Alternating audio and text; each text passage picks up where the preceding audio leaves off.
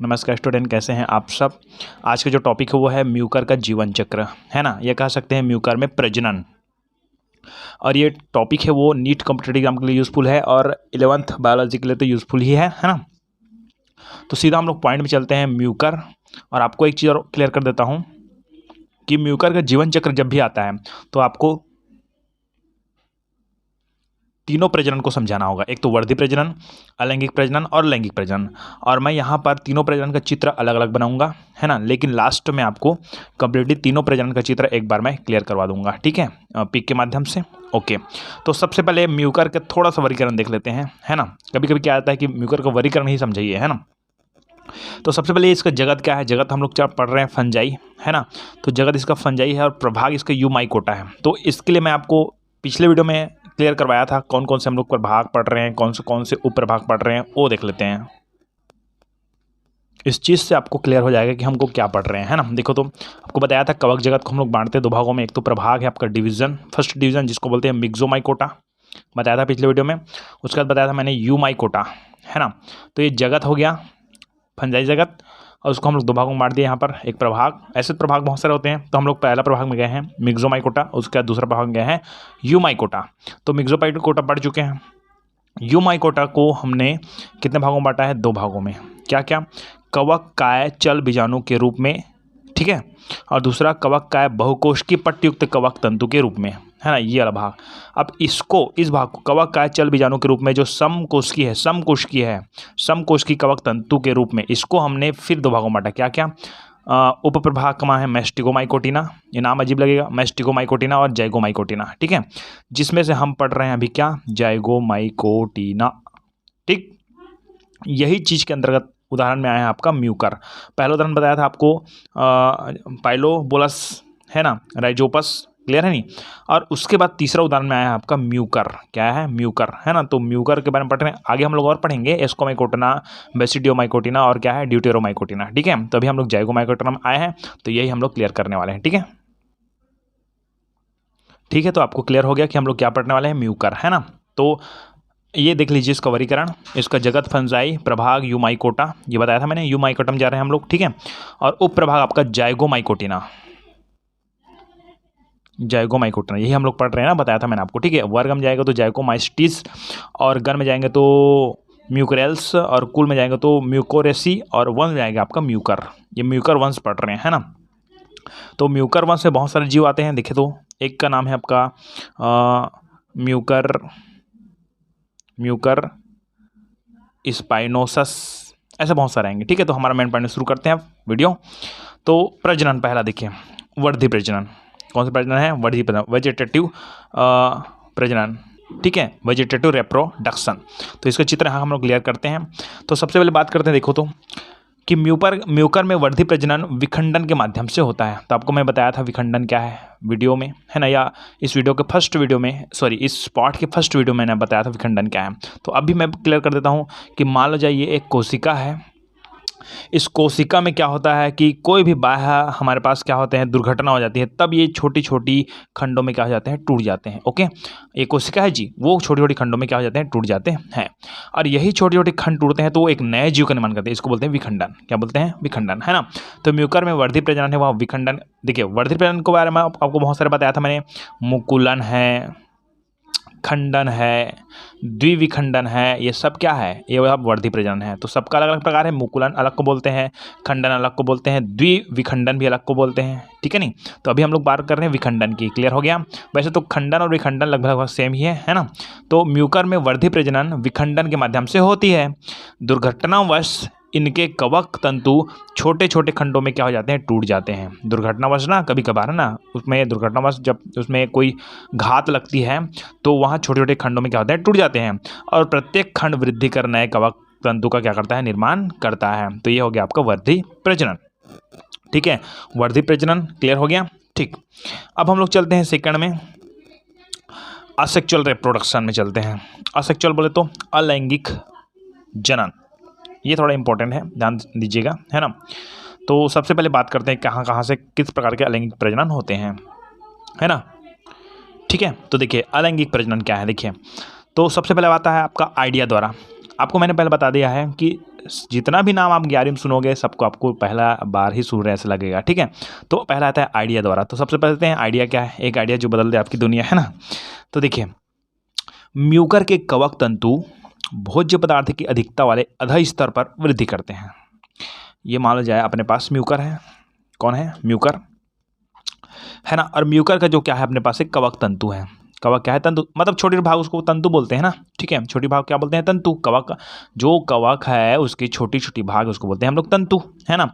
तो म्यूकर के कवक तंतु भोज्य पदार्थों की अधिकता वाले अधो स्तर पर, जहां पर भोज्य पदार्थों की क्या है अधिकता है, उसी स्तर पर, उसी अधो स्तर पर वृद्धि करते हैं, है ना। जो कवक तंतु है कहाँ पर, ये कवक है माना जाए, म्यूकर है, तो उसके जो कवक तंतु है कहाँ पर विकसित होंगे, जिस जगह पर अधो स्तर पर, जहाँ पर वृद्धि करेंगे, जहाँ पर क्या होगा, भोज्य पदार्थों की अधिकता होगी। तो ये मान जाए आपके ले लेते हैं हम लोग क्या, म्यूकर, और इसके जो भोज्य, इस वाले जो अधो स्तर है वहाँ पर भोज्य पदार्थों की अधिकता हो रही है। तो इस पर जो भोज्य पदार्थों के अधिकता वाले इधर स्तर पर जो कवक तंतु है वो क्या करते हैं, वृद्धि करते हैं, इसी क्षेत्र में क्या करते हैं, वृद्धि। तो इसको बोला गया है कि म्यूकर के कवक तंतु भोज्य पदार्थों के अधिकता वाले अधो स्तर पर क्या करते हैं, वृद्धि करते हैं। तो इनके कवक तंतु छोटे छोटे बहुनाभिकीय खंडों में टूट जाते हैं। नाभिकीय मतलब समझते हो, बहुनाभिकीय खंडों में टूट जाते हैं, मतलब प्रत्येक में क्या होता है, नाभिक होता है, ठीक है। जैसे कि ये वाला खंड टूट गया, देखिए ये एक कोशिका है, तो इसमें बीच में क्या होता है, नाभिक माना जाए, ठीक है। तो ये टूट गया तो भाई इसमें भी नाभिक हो जाएगा, इसमें भी नाभिक हो जाएगा, क्लियर हो गया। और हो सकता है एक से अधिक भी नाभिक होते की जगह, आपको बता देता हूँ, आप ये मत समझना कि एक ही नाभिक होता है, कई बार एक से अधिक नाभिक हो सकता है, क्लियर है। तो म्यूकर के कवक तंतु भोज्य पदार्थों की अधिकता वाले अधो स्तर पर वृद्धि करते हैं। तो इनके कवक तंतु छोटे छोटे बहुनाभिकीय खंडों में टूट जाते हैं, क्लियर हो गया। ये खंड कवक तंतु के प्रोटोप्लाज्म से पृथक हो जाते हैं। अभी प्रोटोप्लाज्म क्या है भाई, मान लो जाए ये कोशिका है, इस कोशिका के ऊपर होता है कोशिका भित्ति, उसका होता है कोशिका झिल्ली, उसका इस पूरे भाग को बोलते हैं हम लोग कोशिका द्रव्य, है ना, जिसको हम बोलते हैं साइटोप्लाज्मा। इंग्लिश में क्या बोलते हैं, साइटोप्लाज्मा, ठीक है। और यहाँ पर जो केंद्रक होता है उस केंद्रक को नहीं गिनना है, याद रखिएगा। अगर ये बाकी जितने भी पदार्थ है, गाल्जी काय है, एंडोप्लाज्मिक रेटिकुलम है, यहाँ पर बहुत सारे द्रव है, प्रोटीन है, जो भी है वो सब कहलाएगा आपका साइटोप्लाज्मा। क्या कहलाएगा, साइटोप्लाज्मा। ये मत सोचना कि माइटोकॉन्ड्रिया साइटोप्लाज्मा नहीं है, नहीं, कोशिका के अंदर आने वाले जितने भी कोशिकांग है वो क्या कराएंगे, आपका साइटोप्लाज्मा। आपके माइंड में क्लियर कर देते हैं। आप सोचते हो कि इसके अंदर जितना भी पानी जैसा पदार्थ है ना वही बस साइटोप्लाज्मा है, नहीं, पूरा जितना भी कोशिकांग वो क्या है, साइटोप्लाज्मा है, क्लियर है। किसको छोड़कर, केंद्रक को छोड़कर, क्लियर हो गया। इसको बोलते हैं साइटोप्लाज्मा, कोशिका द्रव्य, ठीक। अब मैं प्रोटोप्लाज्मा क्या है उसको बता रहा हूं। तो सभी को हम लोग बोलते हैं साइटोप्लाज्मा, किसको छोड़कर, केंद्रक को छोड़कर। अगर हम केंद्रक को साथ में गिने, यहां पर जितने भी पदार्थ है उनके साथ केंद्रक को भी गिने तो उसको बोलते हैं हम लोग जीव द्रव्य। क्या बोलते हैं, जीव द्रव्य। इसी को बोलते हैं प्रोटोप्लाज्मा, ठीक है, क्लियर हो गया। तो ये हो गया जीव द्रव्य, है ना। तो इसको बोलते हैं प्रोटोप्लाज्मा। क्या बोलेंगे, प्रोटोप्लाज्मा। किसको गिनना है, तब केंद्रक को। अगर केंद्रक को नहीं गिनते हैं तो उसको बोल देंगे साइटोप्लाज्मा, ठीक है। तो यहाँ पर क्या हो गया कि बहुनाभिकीय खंडों में क्या होते हैं, टूट जाते हैं। ये खंड कवक तंतु के प्रोटोप्लाज्म से पृथक होते हैं। अब यहाँ पर टूट गए, देखिए ये वाला जो अधो स्तर है, ये अधो स्तर है, उसमें भोज्य पदार्थ की अधिकता होती है। तो इसी स्तर पर ये जो कवक तंतु क्या करते हैं, वृद्धि करते हैं, या वृद्धि कर लिया, ये सब कवक तंतु बना दिया मैंने, वृद्धि कर लिया, ठीक। अब क्या होता है कि ये खंड कवक तंतु के प्लाज्मा से क्या हो जाते हैं, अलग हो जाते हैं। अब ये अलग हो गया, किसके, कवक के प्रोटोप्लास्ट, मतलब सीधी बात साइटोप्लाज्मा किसको छोड़ना है, केंद्रक को, ठीक है। नहीं तो मतलब इसको बोलते हैं जीव द्रव्य। जब केंद्रक को गिनेंगे तब, तो इसी से वो क्या हो जाता है, अलग हो जाता है। ये आइडिया कहलाते हैं। अब देखो ये कोशिका है, कोशिका के भोज्य पदार्थ वाली जगह है, वहाँ क्या होने लगा, थोड़ा से वृद्धि होने लगा, उसको बोलते हैं कवक तंतु। वो कवक तंतु बाहर निकल गया। अब बाहर निकल गया तो इसका नाम बन गया आपका आइडिया। समझ आ गया आइडिया क्या है, ये आइडिया है, ठीक है ना। अब आगे देखते हैं। अब आइडिया तो हो गया ना। अब क्या होता है कि अनुकूल परिस्थिति में ये अंकुरित होकर, यही आइडिया है वो क्या, अनुकूल परिस्थिति में, ठीक है, जो उसके वातावरण की क्या हो, अनुकूल हो, तो अनुकूल परिस्थिति में ये अंकुरित होकर नए कवक जाल का निर्माण करता है, सीधी सी बात, ठीक। मतलब मान लो जाए मेरे पास, ये लेते हैं, मान लो जाए मेरे पास क्या है, ये ऐसे रहता है ना, आप बता दूं, जो म्यूकर है वो ऐसे रहता है। अब मैं ऐसे ही रहता नहीं कह सकता, बुक में आप देख सकते हो, ठीक है, ऐसा, ये म्यूकक का क्या है अपना अपने पास संरचना है, ठीक है ना। अब यहाँ पर ये क्या बनता है, क्लेमाइडोस्पोर, क्लेमाइडोस्पोर। यहाँ पर मैं किसी भी तरह से हिंदी का यूज़ नहीं करूँगा, ठीक। क्लेमाइडोस्पोर क्या बोलते हैं, क्लेमाइडोस्पोर। मतलब स्पोर से आपको समझ जाना है कि ये बीजाणु बनेगा। क्या बनेगा, बीजाणु। अब ये बीजाणु बनेगा तो ये है क्या एक्चुअली में, तो ये है आपका यहाँ पर ये क्या हो गया, म्यूकर हो गया।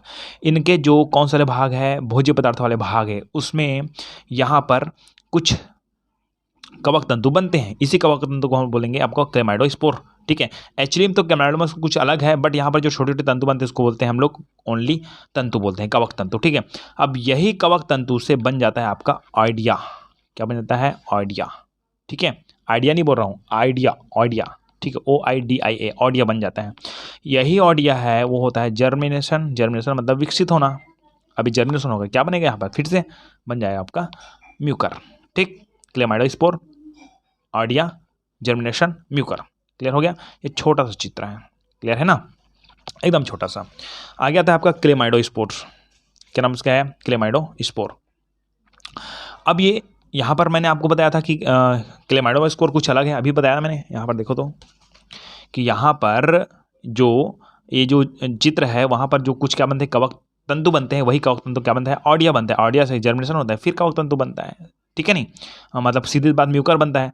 अब ये क्लेमाइडोस्पोर क्या है, ठीक है। तो जैसे कि आइडिया बनता है वही टाइप से कौन बनता है, क्लेमाइडोस्पोर बनता है। आगे देखते हैं, क्लियर है, ठीक। तो प्रतिकूल परिस्थितियों के आगमन पर, अब देखिए ध्यान दीजिए, प्रतिकूल अवस्था है ना। प्रतिकूल परिस्थितियों के आगमन पर म्यूकर के कवक तंतुओं के मध्यस्थ भागों में स्थित जीव द्रव्य कुछ अंतरालों पर संघनित होकर मोटी भित्ति वाली संरचनाओं का में रूपांतरित हो जाती है। ये हो गया कोशिका, इसके अंदर को बोलेंगे हम लोग कोशिका द्रव्य, और केंद्र को साथ में गिनेंगे तो उसको बोलेंगे जीव द्रव्य। कोशिका द्रव्य और केंद्र एक साथ बोलेंगे तो उसको बोलेंगे जीव द्रव्य, है ना। तो क्या बोला जा रहा है, प्रतिकूल परिस्थितियों के आगमन पर म्यूकर का कवक तंतुओं के मध्यस्थ भाग में स्थित जीव द्रव्य, ये कवक तंतु है, मान लो इसको, इसके मध्यस्थ भाग में कौन स्थित है, जीव द्रव्य। तो यही जीव द्रव्य के कुछ अंतरालों पर संघनित होकर मोटी भित्ति वाली संरचना का निर्माण करते हैं, जिसे क्लेमाइडोस्पोर्स कहते हैं। अब इसका चित्र कैसे बनाएंगे, देखो तो यहां पर देखो तो ये यहाँ पर संघनित होकर एक मोटी संरचना वाली भित्ति का निर्माण करता है। भित्ति नहीं बोलते हैं, संघनित होकर मोटी भित्ति वाली संरचनाओं मोटी भित्ति वाली संरचनाओं में रूपांतरित हो जाती है। कौन, इसका जो जीव द्रव्य है। ये हो गया, बन गया। इसी को हम लोग बोल देते हैं क्या, क्लेमाइडोस्पोर, ठीक है। यहाँ पर ऐसे बना देना, ये ऐसा वाला, ठीक। इसका मैं रियल चित्र है आपको लास्ट में स्क्रीन में क्लियर करवाऊंगा, ठीक है। ये हो गया, तो यहाँ से ऐसे गया, ये किसके लिए हो गया, आइडिया के लिए हो गया, ऐसे आज चिन्ह बना देना, ठीक है, एक हाथ को, है ना। और ये वाला जो बना रहा हूँ किसके लिए हो गया, क्लेमाइडो। वैसे मैंने क्लेमाइडोस्पोर यहाँ पर भी लिखा है, कोई दिक्कत नहीं, बट एक्चुअली यही क्लेमाइडोस्पोर ये है, ठीक है। इसी को बोलते हैं क्लेमाइडोस्पोर, ठीक है। लेकिन थोड़ा ये कम विकसित वाला है, लेकिन मुख्य रूप से ये विकसित क्लेमाइडोस्पोर है, ठीक है ना। यही क्लेमाइडोस्पोर में हो जाता है आपका जर्मिनेशन, हो गया जर्मिनेशन, फिर नया जीव बन जाएगा, बस, और क्या है ना। तो प्रतिकूल परिस्थितियों के आगमन पर म्यूकर के कवक तंतुओं के मध्यस्थ भागों में स्थित जीव द्रव्य कुछ अंतरालों पर, हमेशा नहीं, कुछ अंतरालों पर संघनित होकर मोटी भित्ति वाली संरचनाओं में रूपांतरित हो जाती है, जिसे क्लेमाइडोस्पोर कहते हैं, ठीक। अब ये जो क्लेमाइडोस्पोर बन गया, इसका कार्य क्या है, ये अनुकूल, आगे को लिखा नहीं मैं, आप सुनो कि ये अनुकूल परिस्थिति होने पर, है ना, क्लेमाइडोस्पोर अंकुरित हो जाती है। सेम ऐसे बोल रहा हूँ मैं, आइडिया अंकुरित होती है ना, तो क्लेमाइडोस्पोर क्या होती है, अंकुरित हो जाती है, और अंकुरन के फलस्वरूप नए कवक जाल का क्या करता है, निर्माण करता है, ठीक। आगे आता है बीजाणुओं के द्वारा, किसके द्वारा, बीजाणुओं के द्वारा। ये सब कौन सा प्रजनन है, अलैंगिक प्रजनन। इसमें से किसी एक को लिखना, ठीक है, वर्धी प्रजनन, या तो आइडिया द्वारा लिखना, या तो बीजाणु द्वारा ज़्यादा इंपॉर्टेंट है, ठीक है, बीजाणुओं द्वारा, है ना, क्योंकि अपने को हर जीवन चक्र नहीं बता सकते ना, ठीक है। ओके, चलिए आगे बढ़ते हैं, ठीक है। तो बीजाणुओं के द्वारा, है ना, इसका पॉइंट ऊपर में लिखा था मैं। आगे, तो म्यूकर में भोज्य पदार्थ की प्रचुरता के कारण म्यूकर में भोज्य पदार्थों की, आपको यहाँ पर बताया था, उसको मैं क्लियर कर देता हूँ थोड़ा से। यहाँ पर आपको मैंने बताया था, ये मान जाए अभी बनाया था ना जी, ये क्या है अपने पास, म्यूकर है। तो यहाँ पर बनता है यंग क्लेमाइडो स्पोर, बताया था मैंने, क्लेमाइडो स्पोर है ना। ये बन गया आपका आइडिया, है ना, ये आइडिया बन गया। आइडिया मतलब जर्मिनेशन, है ना, जर्मिनेशन से नया पौधा, ये बताया था मैंने किसमें, आइडिया द्वारा। दूसरा आपको बताया था, इसको बोलते हैं क्लेमाइडो स्पोर, ठीक है, अविकसित वाला। और विकसित वाला क्लेमाइडो स्पोर यहाँ पर बनाना है अपने को, यही तो बनाया था मैं, है ना। ये क्लेमाइडो स्पोर लिखना है यहाँ पर, है ना। उसके बाद ये आगे इसमें होगा जर्मिनेशन, इसको चित्र ऐसा बना देना जर्मिनेशन का, ठीक है। और इसके जस्ट बाद आप ये बनाओगे क्या, ये नया। तो ये हो गया 2 प्रजनन। अब हम लोग किसके बारे में बात कर रहे हैं, बीजाणुओं के द्वारा, तो उसके लिए चित्र देखते हैं। तो थोड़ा सा यहाँ से विकसित होता है, ये कौन विकसित होता है, म्यूकर है। अब यहाँ पर ये संरचना बना दी ऐसे लंबा वाला, ऐसे, ठीक। अब ऐसे नहीं बनाएंगे, इसको थोड़ा सा पतला बनाएंगे, ज़्यादा मोटा बना दिया मैंने, ठीक है, ऐसा और ये ऐसा, ठीक, ये संरचना बनाती है, ठीक है। अब यहाँ पर इसका नाम क्या है, इसका नाम है यंग स्पोरेंजियो स्पोर, ठीक है। सीधी बात यह है कि पॉइंट में अपने को पूरा इंग्लिश का यूज, यंग स्पोरेंजियोफाइट, नहीं स्पोरेंजियो स्पोर, ठीक है। अब ये कैसे होता है हम लोग डिटेल करते हैं, फिर समझ आएगा आपको, ठीक है। तो म्यूकर है भोज्य पदार्थों के प्रचुरता के कारण, भोज्य पदार्थों के प्रचुरता के कारण बीजाणुओं का निर्माण होता है। अभी हम लोग पढ़ रहे हैं बीजाणुओं के द्वारा, है ना। ये बैलून की तरह रचना के अंदर बनते हैं। चलो अब ये बैलून की तरह रचना क्या है, ठीक। इस भाग को थोड़ा विकसित करते हैं तो ये ऐसा बन जाएगा, इनको थोड़ा सा और विकसित करें तो ये ऐसा बन जाएगा, ठीक है। इसमें जब नाम लिखने की जरूरत नहीं होती है, ठीक है। और इसको थोड़ा और विकसित करेंगे तो ये कुछ ऐसा हो जाएगा। देखो तो फोटो देखे होंगे आप लोग, फोटो पहले छोटा सा रहता है, उसके बाद बड़ा होता है, उसके बाद बड़ा होता है, उसके बाद ऐसा पूरा छत्र आ जाता है ना मतलब छत्तीसगढ़ी में छतराना बोलते हैं उसको, है ना। तो ऐसे हो जाता है, तो ऐसे हो रहा है, क्लियर हो गया, ठीक। अब इस जगह को क्या देखेंगे कि पहले तो मैं इंट्रोडक्शन दे दिया कि म्यूकर में भोज्य पदार्थों के प्रचुरता के कारण बीजाणु को क्या होता है, निर्माण होता है। जब इसमें यहाँ पर ऐसे लिखेंगे, भोज्य पदार्थों की प्रचुरता के कारण ऐसे लिखेंगे, इसको क्या लिखेंगे हम लोग कि भोज्य पदार्थों की अधिकता की स्थिति में, भोज्य पदार्थों की अधिकता की स्थिति में, ठीक है। म्यूकर में भोज्य पदार्थों की अधिकता की स्थिति में बीजाणुओं का निर्माण होता है। ये बैलून की तरह, किसकी तरह, बैलून, बैलून मतलब बलून रे, बलून, ठीक है, ऐसा गोल ये दिख रहा है ना, ये बैलून, ठीक है। ये बैलून की तरह रचना के अंदर बनते हैं। चलो तो मैं बताया आपको ये बीजाणु, क्या बताया, बीजाणु किसके अंदर बनता है, ये बैलून की संरचना वाले संरचना के अंदर बनता है। तो ये बैलून की संरचना क्या है ये आगे बताऊंगा मैं, ठीक है ना। ये क्या है अपना बीजाणु और ये क्या है, बैलून जैसी क्या है संरचना है, क्लियर है क्या। तो म्यूकर में भोज्य पदार्थों की अधिकता की स्थिति में बीजाणुओं का निर्माण होता है। ये बैलून की तरह रचना के अंदर बनते हैं, जिसे बीजाणुधानी कहते हैं, स्पोरेंजियम, समझ आया, क्या बोलेंगे, स्पोरेंजियम, ठीक है। यहाँ लिख लीजिएगा, तो यहाँ पर आप दिया नहीं है तो इसको बोल देंगे स्पोरेंजियम, क्या बोलेंगे हम लोग, स्पोरेंजियम, ठीक है। यहाँ पर हम लोग इसको मान लेते हैं क्या, यंग स्पोरेंजियो स्पोर, ठीक है। यहाँ पर लिखने की जरूरत नहीं, इसको मत लिखो यार, ज़्यादा दिमाग खराब बस होता है ना, ठीक है। यहाँ पर लिखोगे आप लोग स्पोरेंजियम, क्या लिखोगे, स्पोरेंजियम, ठीक है। अब यहाँ पर लिखा है सोलेन हाइफल टिप, ठीक है, ये ऊपरी भाग को बोलते हैं सोलेन हाइफल टिप, इसका हिंदी यूज नहीं करेंगे, ठीक है, ओके। यही सोलेन हाइफल टिप है, वो क्या होता है, थोड़ा सा विकसित होता है, ठीक है, ओके। अब ये विकसित होकर फिर ऐसा बन जाता है, ठीक है। अब यहाँ पर एक पॉइंट आता है, इसका नाम क्या लिखा है, स्पोरोप्लाज्मा, स्पोरोप्लाज्मा, ठीक है। मतलब स्पोर का एक प्लाज्मा, प्लाज्मा मतलब सीधी बात क्या होता है, झिल्ली होता है, झिल्ली, मतलब इसके अंदर भाग को हम लोग बोलेंगे स्पोरोप्लाज्मा। अब इसके ऊपर को भाग को क्या बोलेंगे, इसके ऊपर के भाग को बोलेंगे हम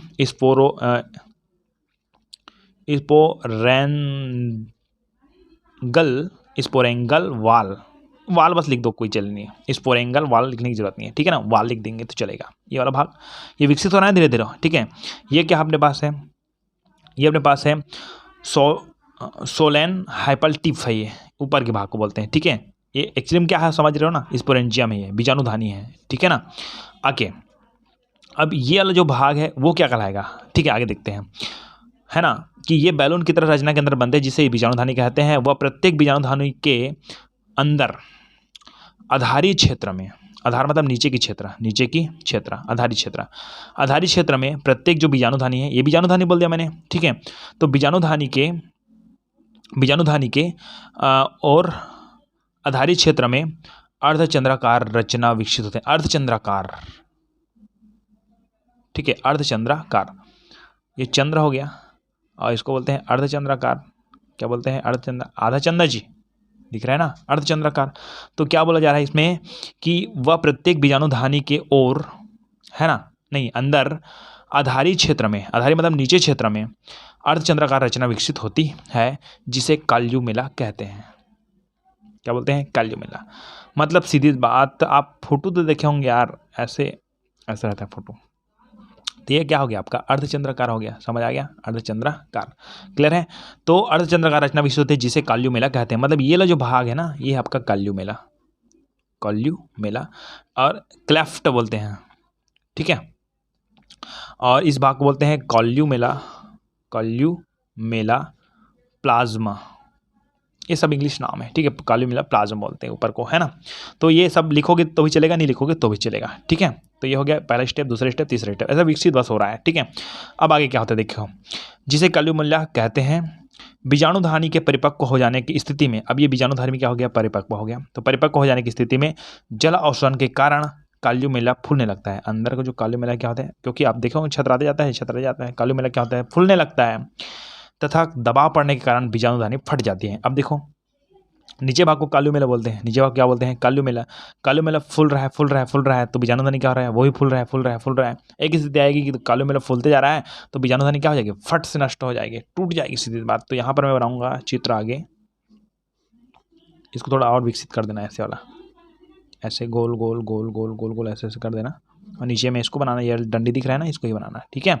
इसका रियल चित्र दिखाऊंगा ना आपको, ठीक है। उसके बाद आगे मैं क्या बना रहा हूँ उसको देखो, कि आगे और थोड़ा सा विकसित और कर दो, ऐसे वाला, इसको ऐसे बनाएंगे ना, इसको, ठीक है। अब आगे जो बनाओगे इसको, उसको क्या कर दोगे आप, ऐसे देखो, तो ये देखो, ठीक। इसका मतलब क्या होता है कि काल्यूमेला कहते हैं, ये तो हो गया बीजाणुधानी में परिपक्व हो जाने की, बीजाणुधानी के, ये जो बीजाणुधानी है उसके परिपक्व हो जाने की स्थिति में जल अवशोषण, ज्ञान, ये जल अवशोषित करती है, काल्यूमेला फूलने लगता है, नीचे का जो काल्यूमेला भाग है वो फूलने लगता है, तथा दबाव पड़ने के कारण बीजाणुधानी फट जाती है। ये देखो बीजाणुधानी यहाँ पर क्या हो गया, फट गया, ठीक है। ये जो नीचे का भाग है उसको क्या बोला मैंने, काल्यूमेला,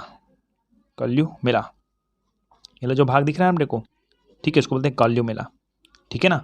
और ऊपर का भाग को क्या बोलते हैं, काल्यूमेला प्लाज्मा, ठीक है। तो ये नीचे काल्यूमेला, तो ये वाला भाग काल्यूमेला, ये काल्यूमेला फूलते रह रहा है। ये नीचे में इसको इसमें दिखाया नहीं है, लेकिन अंदर में जाएंगे तो यहाँ पर काल्यूमेला है, ठीक है। ये वाला जो भाग जैसे हुंडल टाइप से दिख रहा है ना, ये काल्यूमेला है अपने पास, ठीक है। ये काल्यूमेला है। तो ये जो काल्यूमेला के फूलने के फलस्वरूप इसका जो बीजाणुधानी ऐसा था ना, वो क्या हो जाएगा, फट जाएगा। मतलब इधर को नहीं बनाना है अपने को, बस इतना ऐसे बना देना, ठीक है ना। तो ये हो गया बीजाणुधानी क्या हो गया, फट गया, ठीक है। अब बीजाणुधानी फटता तो क्या होता है, बीजाणुधानी फट जाती है और बीजाणु स्वतंत्र हो जाते हैं। अब यहाँ से बीजाणु क्या हो गया, स्वतंत्र हो गया, ठीक है ना। इसको स्पोरेंजियोस्पोर भी बोलते हैं, स्पोरेंजियोस्पोर, क्योंकि स्पोरेंजियम से निर्मित होता है, नहीं, इसको स्पोरेंजियोस्पोर भी बोलते हैं, ठीक है ना। अब इसका होता है जर्मिनेशन, क्या होता है, जर्मिनेशन। और जब जर्मिनेशन होती है तब यहाँ पर नया फिर क्या बन जाता है, आपका म्यूकर बन जाता है। तो ये हो गया पहला वाला, क्या हो गया, आइडिया द्वारा, दूसरा क्लेमाइडोस्पोर द्वारा, और तीसरा हो गया आपका बीजाणुओं के द्वारा, ठीक है। आगे देखते हैं, यहाँ पर बीजाणु फट जाती है और बीजाणु स्वतंत्र हो जाता है। ये बीजाणु हवा या जल की सहायता से उपयुक्त माध्यम पर पहुँचते हैं और ये अंकुरित होकर नए कवक जाल में परिणत हो जाते हैं। कंप्लीट, ठीक है। चलिए अब फाइनली चलते हैं हम लोग लैंगिक प्रजनन। वैसे तीनों प्रजनन का चित्र एक जगह बनाना था, जो यहाँ पर बनाया था इसको ऊपर बनाना, और अभी बनाऊंगा उसको नीचे बनाना ऐसे, ठीक है। तो अभी मैं नीचे बस को बनाऊंगा, है ना। तो देखिए सबसे पहले हम लोग बना देते हैं ये, ताकि आपको दिक्कत ना हो। क्या म्यूकर का जो पौधा बनाया था मैंने, अभी पौधा बोलता हूँ जी, इसका कवक है वो, ठीक है। पौधा भी बोल सकते हैं, लेकिन प्लांटी जगत के कारण इसको पौधा नहीं बोलेंगे, ठीक है। ओके, कवक जगत के कारण है। अब देखिए लैंगिक प्रजनन क्या होता है ना। ये पूरा तीनों है कि इसका क्या है, जीवन चक्र है, ठीक है। जो तीनों इस बताया ना मैंने, वर्धी प्रजनन, अलैंगिक प्रजनन, और अभी बता रहा हूँ मैं लैंगिक, तो कम कुल मिलाकर उसका क्या कहलाएगा, उससे ही जीवन चक्र कहलाएगा, ठीक है। तो जीवन चक्र जब भी आता है तो आपको अलैंगिक, लैंगिक, वर्धी सबको बताना पड़ेगा, ठीक है। ओके, तो सबसे पहले म्यूकर में लैंगिक जनन की क्रिया, म्यूकर में लैंगिक जनन की क्रिया दो बहुकेंद्रकी युग्मक धानियों के संयोजन द्वारा होता है। अब लैंगिक प्रजनन जब भी सुने होंगे, ये युग्मक धानी है, ठीक है ना। ये दोनों युग्मक धानी है, युग्मक को उद्भिद से संबंधित आपको पता है ना। तो यहाँ से बनता है आपका युग्मक, क्या बनता है, युग्मक। यहाँ से बनता है आपका युग्मक, एक नर तरफ का युग्मक, एक मादा तरफ का युग्मक। तब युग्मक सलित होते तब बनता है आपका जाइगोट, ये आपको पता हो गया, या तो कोई स्पोर बना देता है ना। तो ये तो आपको समझ आया। लेकिन इस वाले में युग्मकों का संलयन नहीं होता है, डायरेक्टली ये जो बीजाणुधानी है, सॉरी युग्मक धानी है, इसी युग्मक धानी आपस में पहले संलयित हो जाते हैं ऐसे। उसके अंदर जो युग्मक है उससे मतलब नहीं मेरे को, डायरेक्टली युग्मक धानी ही संलयित होते हैं। उसके बाद युग्मक होगा आगे, कोई दिक्कत नहीं। तो पहले समझिए कि म्यूकर में लैंगिक जनन की क्रिया दो बहुकेंद्रकीय युग्मक धानियों के संलयन के होता है। मतलब ये युग्मक धानी बहुकेंद्र की है, एक से अधिक केंद्रक है जी, बहुकेंद्र की है, ठीक है। तो ये क्लियर करते हैं। तो ये चित्र हम क्लियर हो गया। तो सबसे पहले ये क्लियर करते हैं हम लोग आगे, इसका जो आरेख उसको बनाते हैं। तो म्यूकर में लैंगिक जनन की क्रिया दो बहुकेंद्रकीय युग्मक धानियों के संलयन के द्वारा होता है। दोनों युग्मक धानियां बाह्यतम रूप से समान होते हैं। चलो एक युग्मक धानी यहां पर बना दिया मैंने, ऐसे बनाते हैं इसको, ठीक है। और एक को ऐसे बना देते हैं, ठीक है। एक मैं मानता हूं माइनस, एक मानता हूं मैं प्लस। अब ये माइनस प्लस क्यों माना हूं आपको समझ आ गया होगा कि एक को नर मानते हैं, एक को मादा मान लेते हैं, ठीक है ना। ओके, ये एक ही म्यूकर से विकसित हुआ है ना, ये भी याद रखिएगा। एक ही म्यूकर में दो प्रभेद है, ये इसको प्रभेद बोलते हैं, ठीक है। माइनस प्रभेद, प्लस प्रभेद, ठीक है। तो म्यूकर में लैंगिक जनन की क्रिया दो बहुकेंद्रकीय युग्मक धानियों के संलयन के द्वारा होता है। ये युग्मक धानी है, इसके संलयन के कारण होगी, ठीक है। दोनों युग्मक धानियां बाह्यतम रूप से समान होते हैं, दोनों युग्मक धानियां बाह्यतम से क्या होते हैं, समान होते हैं। परंतु ये कार्यकी रूप से भिन्नता प्रदर्शित करते हैं। कार्यकी मतलब ये माइनस वाला कार्य कर रहा है, सीधी बात है ना। ये क्या कर रहा है, प्लस, मतलब माइनस मतलब एक नर हो सकता है या तो मादा हो सकता है, ये भी नर हो सकता है या तो मादा हो सकता है, ठीक है ना। तो ये बाह्यतम रूप से तो समान होते हैं, बट कार्यात्मक रूप से क्या होते हैं, भिन्न होते हैं, तथा इन्हें प्लस प्रभेद व माइनस प्रभेद नाम देते हैं। एक को प्लस प्रभेद, एक को माइनस प्रभेद नाम देते हैं। ओके, यह स्थिति विषम जालकता कहलाती है। विषम जालिकता या जालकता भी कहते हैं, कहलाती है। अब आपको क्वेश्चन आता है कि विषम जालिकता क्या है। तो किसी एक ही प्रभेद में या एक ही जाति के सुकाय में लैंगिक रूप से दो विपरीत प्रभेदों का होना विषम जालिकता कहलाता है। दो प्रभेद, देखिए एक ही सुकाय है अपने पास, सुकाय मतलब समझते हो ना, एक ही सुकाय है, उस सुकाय में दो प्रभेद हैं, तो यही स्थिति क्या कहलाता है, आपका विषम जालिकता कहलाती है, ठीक। ओके, तो यह स्थिति विषम जालिकता कहलाती है। क्लियर। लैंगिक जनन के समय, अब शुरुआत करते हैं पॉइंट को। लैंगिक जनन के समय प्लस प्रभेद एवं माइनस प्रभेद के दो कवक सूत्र एक दूसरे के संपर्क में आते हैं। चलो ये एक दूसरे के संपर्क में आ गए, ठीक। लैंगिक प्रजनन के समय जो प्लस प्रभेद है और माइनस प्रभेद है ना, प्लस प्रभेद और क्या है, माइनस प्रभेद है कि दो कवक सूत्र, एक इसका मतलब दो हो गया, दो कवक सूत्र है ना। दो क्या है अपने पास है, कवक सूत्र जब एक दूसरे के संपर्क में आते हैं तो उन कवक तंतुओं के संपर्क स्थल में अभिवृद्धियां निकलती है, ठीक है। थोड़ा सा अभिवृद्धि कर देते हैं इसको, और है ना, विकसित करते हैं, ऐसे अभिवृद्धियां बोलते हैं इसको, ऐसे वृद्धि हो रहा है मतलब अभिवृद्धियां बोलते हैं, अभिवृद्धि होती है ना। ऐसे तंतु को नॉर्मल ऐसे बना देते हैं, एक को एक से बनाते हैं, लेकिन थोड़ा थोड़ा हम लोग वृद्धि करते जाते हैं, लेकिन इसको बनाने की जरूरत नहीं है। बीच का कोई डायरेक्टली कोई नहीं बनाया जाता है ना, डायरेक्टली जो हुआ है उसको दिखाया जाता है आपको। पहले तंतु ये हो गया, ये तंतु ये हो गया, इसमें थोड़ा थोड़ा वृद्धि हो रहा है, थोड़ा वृद्धि हो रहा है, तो ऐसे बनाने की जरूरत नहीं, आपको डायरेक्टली ये बता देना है, ठीक है। वो समझ जाएगा वृद्धि हो रहा है करके, ठीक है ना।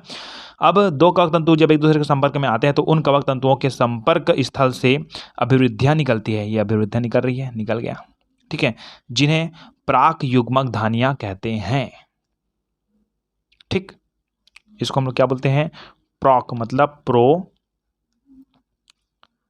गैमेटेंजिया, नाम याद रहेगा, प्रोगैमेटेंजिया।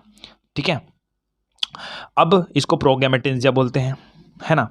इसको भी हम लोग क्या बोलते हैं, प्रोगैमेटेंजिया, दोनों बोलते हैं, कोई दिक्कत नहीं। ठीक है, जिन्हें प्राक युग्मक धानी कहते हैं।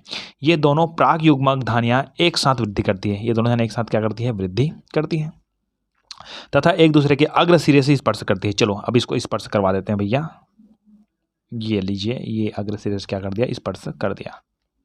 ठीक, ये दोनों प्राक युग्मक धानियां एक साथ वृद्धि करती है तथा एक दूसरे को अग्र सिरे पे से स्पर्श करती है। इसी समय इस स्पर्श करती है, क्लियर हो गया, है ना।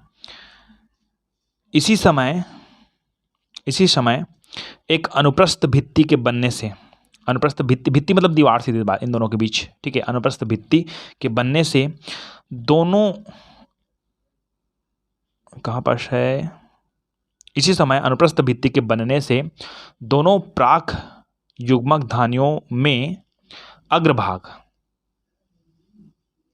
दोनों प्राक युग्मक धानियों में अग्रभाग युग्मक धानी, देखिए पहले प्राक युग्मक धानी होता है, उसके बनता है वो युग्मक धानी, पहले प्राक बनता है, उसका प्राक मतलब देखो, जैसे कि मैंने आपको बताया था एम्ब्रायो, एम्ब्रायो मतलब भ्रूण, तो पहले बनता है प्रो एम्ब्रायो, उसके बाद बनता है एम्ब्रायो। ठीक, उसी तरह प्राक युग्मक धानी बनेगा तो क्या बनेगा, प्राक युग्मक धानी, उसके बाद बनेगा युग्मक धानी। ठीक है, दोनों प्राक युग्मक धानियों में अग्रभाग युग्मक धानी तथा पिछला भाग निलंबक बन जाते हैं, है ना। तो देखो अब निलंबक क्या है उसको देखते हैं थोड़ा से। ये वाला जो भाग है, ये वाला जो भाग है जब सलित होते हैं, ध्यान दें यहाँ पर, दोनों प्राक युग्मक धानियों के अग्रभाग, ये इसका अग्रभाग, इसका अग्रभाग, ठीक है, इसका अग्रभाग, इसका अग्रभाग युग्मक धानी। अब ये यही क्या है आपका गैमेटेंजिया, ठीक है ना। युग्मक धानी, बीजाणु धानी बोलते हैं स्पोरेंजिया, और इसमें क्या बोलेंगे, गैमेटेंजिया। ठीक है, गैमेटेंजिया मतलब युग्मक धानी, स्पोरेंजियम मतलब बीजाणु धानी। ठीक है, तो इसको गैमेटेंजिया भी बोलते हैं और गैमेटेंजियम कहते हैं, बट यहाँ पर गैमेटेंजिया का यूज़ किया गया है। ठीक है, गैमेटेंजिया, ठीक है, ये गैमेटेंजिया बना दिया। ठीक, अब क्या बोला मैंने कि दोनों प्राक युग्मक धानियों के अग्रभाग युग्मक धानी, ये दोनों धानी क्या बना दिए, युग्मक धानी बना दिए, तथा पिछला भाग निलंबक बन जाते हैं। तो ये जो भाग दिख रहा है ना, ये वाला जो पीछे, इसके दोनों पीछे, इसको बोलते हैं सस्पेंसर, सपेंसर जी, सपेंसर, जिसको बोलते हैं हम लोग निलंबक, क्या बोलते हैं, सॉरी सस्पेंसर लिखना, SUS, सस्पेंसर, सस्पेंसर, जिसको बोलते हैं निलंबक। ये दोनों क्या बनाते हैं, निलंबक बनाते हैं। ठीक, आगे देखते हैं। देखिए पहला स्टेप अलग अलग रखना है, दूसरे स्टेप में क्या करना है अपने को, थोड़ा सा कहा जाए, सॉरी यहाँ पर है, ठीक है, पहले स्टेप में अलग अलग रखना है, दूसरे स्टेप में थोड़ा सा क्या कर देना है, जोड़ देना है ना। क्लियर हो गया। और तीसरे स्टेप में चलते हैं। तीसरा, वैसे तो बुक में यहाँ पर एक स्टेप और दिया गया है, थोड़ा सा और नज़दीक लाने वाला, ठीक है, ऐसे नज़दीक बस लाने वाला, ठीक है, उसका दिया वाला जोड़ जाता है। ठीक है, तो 3 बना दो, कोई दिक्कत नहीं। ये पहला अलग अलग करो, दूसरा थोड़ा नज़दीक में लाकर जोड़ दो, तीसरा पूरा कंप्लीटली जोड़ दो। ये जुड़ गया, थोड़ा इसमें ना गैपिंग मत देना, थोड़ा सा ऐसे बचाना बस, ठीक है। उसके बाद इसको कंप्लीटली जोड़ देना, थोड़ा सा गैपिंग देना, ठीक है, ये वाले को कंप्लीटली जोड़ देना, ठीक है। तो ये हो गया अपने पास। अब आगे क्या होता है, आगे फिर ज़्यादा विकसित होने लगती है ये, और बहुत ज़्यादा विकसित होते हैं, ठीक है, ये दोनों हैं आपस में, ठीक है। तो इसको बोलते हैं, जुड़ना को बोलते हैं कंजुगेशन,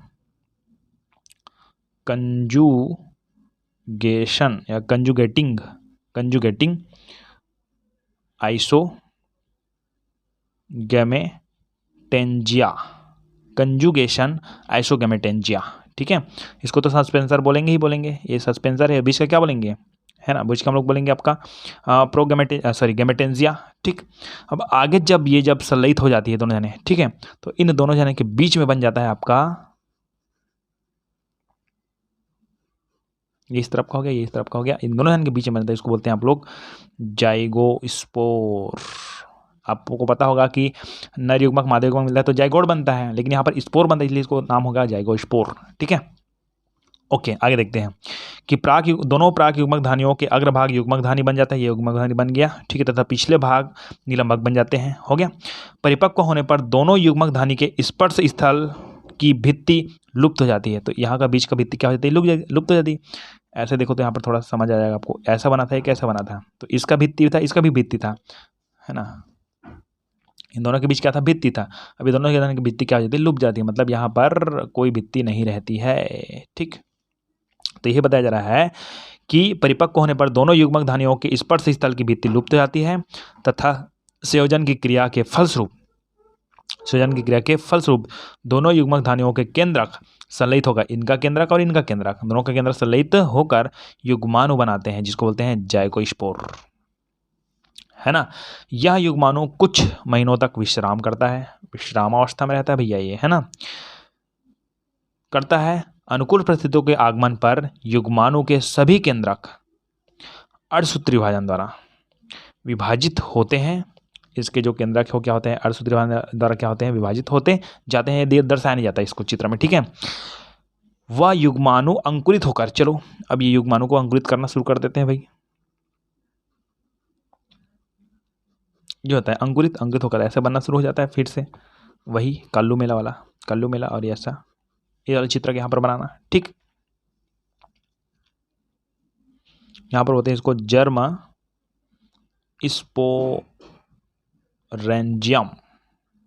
स्पोरेंजियम, ठीक है ना। यहाँ पर इसको जर्म स्पोरोफोर बोलते हैं, लिखने की जरूरत नहीं ज़्यादा, ठीक है। तो ये यहाँ से आ गया, ठीक।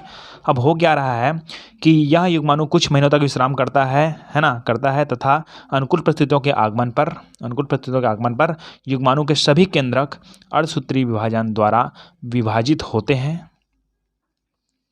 वह युग्माणु अंकुरित होता है, ये अंकुरित हो गया, ठीक, युग्माणु अंकुरित हो गया।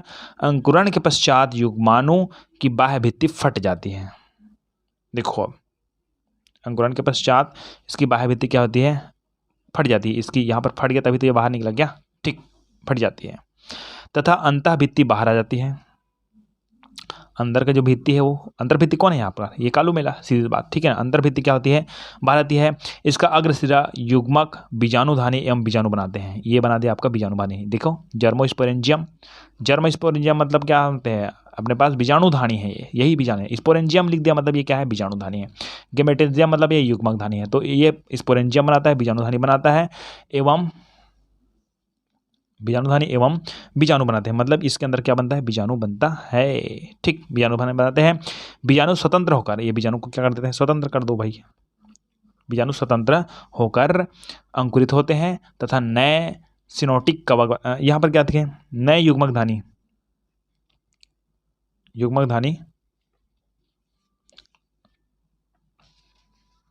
ठीक है।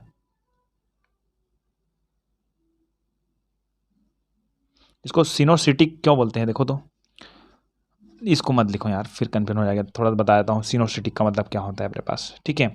जो नए कवक जाल बनेंगे ना उसको सिनोसिटिक बोलते हैं, जिसमें सिनोसिटिक का मतलब क्या होता है, सिनोसिटिक का मतलब होता है कि युग्मक धानी का बनना, ठीक है, इसका नाम होता है सिनोसिटिक, ठीक है। युग्मक धानी को हम लोग क्या बोलते हैं, सिनोसिटिक भी कहते हैं, ठीक। तो नए सिनोसिटिक कवक जाल में परिणित हो जाते हैं, मतलब ये नया वाला फिर से यहाँ पर ये अलग हो गया और फिर नया से क्या बन गया, कवक बना दिया, ठीक है। तो ये हो गया आपका लैंगिक प्रजनन, ठीक है ना।